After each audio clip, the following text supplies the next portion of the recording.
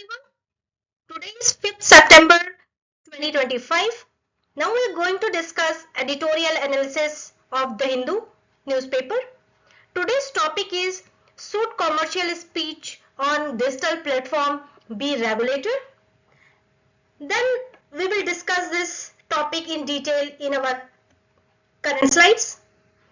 Commercial speech on digital platforms should be regulated, but such regulation demands a balanced approach.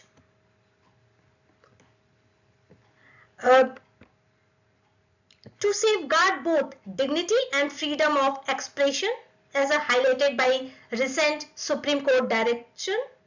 And now we are going to discuss the editorial analysis in detail. First of all, we will learn what is commercial speech. Then commercial speech refers to speech undertaken by commercial gain, including advertisement, paid endorsement, monetized entertainment, and influencer marketing on digital platforms. India jurisprudence recognizes commercial speech as a part of free expression under Article 19 1 clause A, but permits reasonable restriction under Article 19 clause 2 for public order, morality, consumer protection, and decency. Unlike pure artistic or political speech, commercial speech is motivated by profit, raising unique legal and ethical challenges. Supreme Court intervention and its impact. What are they? The Supreme Court of India on 25th August 2025 asked the Union government to draft guidelines for regulating social media content, especially commercial speech by influencers and comedians, after a case involving comments about person with spinal muscular atrophy. The order raises several key points. Constitutional protection of free speech does not imply immunity for commercial speech, especially when it offends dignity or exploits vulnerable groups.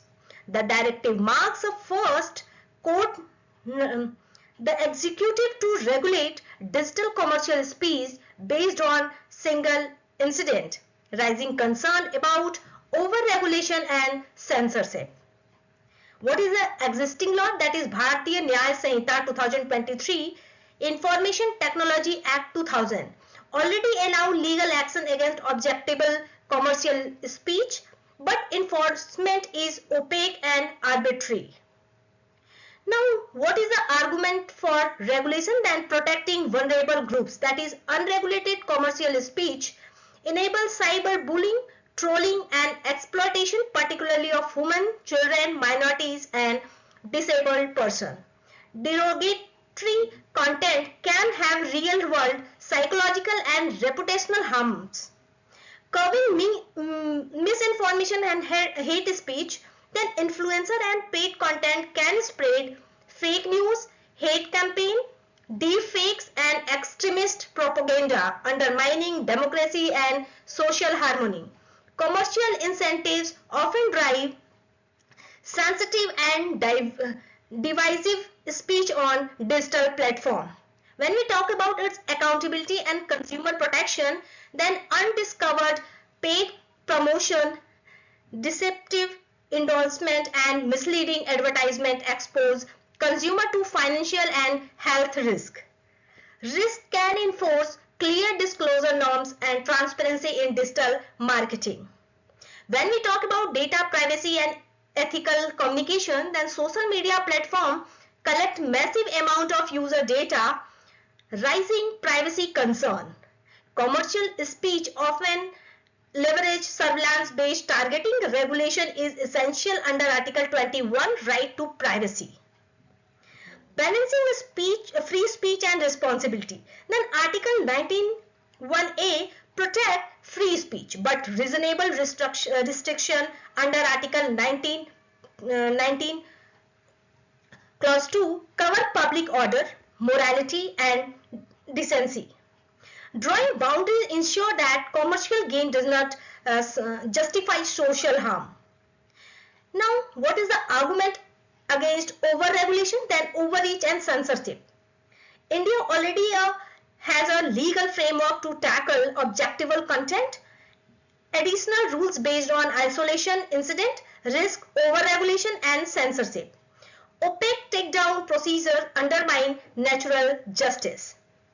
Now, chilling effect on artist and political freedom, that is comedy and creative works are often monetized. Labeling all monetized content as commercial speech could be curbed artistic, journalist and political freedom. Creating vague restriction around concept like dignity may stifle debate, artistic expression and democratic dialogue. Then we talk about judicial inconsistency, that conflicting Supreme Court interpretations create uncertainty. Proper procedure require referral to large benches for consistency. Polyvocality in jurisprudence can erode constitutional protections if directive become binding without deep debate. Now we're going to talk about global best practices, that international experiences show that government regulation of digital commercial speech often lead to excessive control, stifling innovation and economic growth. Platform self-regulation, that is code of conduct, community standard, have proven effective in many contexts, and government intervention is warranted only for advanced cases. When we talk about existing legal framework, then law already in place, just like Bharatiya Nyaya Sanhita in 2023 and Information Technology Act 2000 empower complaints and takedown order against harmful content. The IT, that is Intermediary Guideline and Digital Media Ethics Code Rule 2021 provide mechanism for restricting obscene, pornographic or harmful digital content.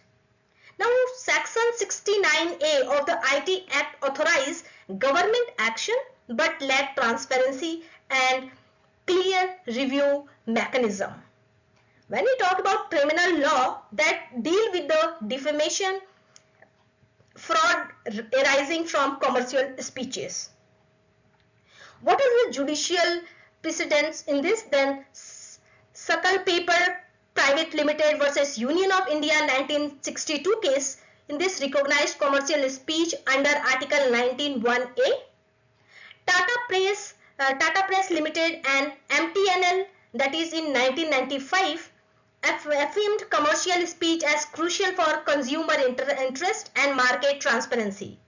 Shreya Singhal versus Union of India 2015 case, that is struck down Section 66A of IT Act for overreach, emphasizing the need for clear, proportionate restriction.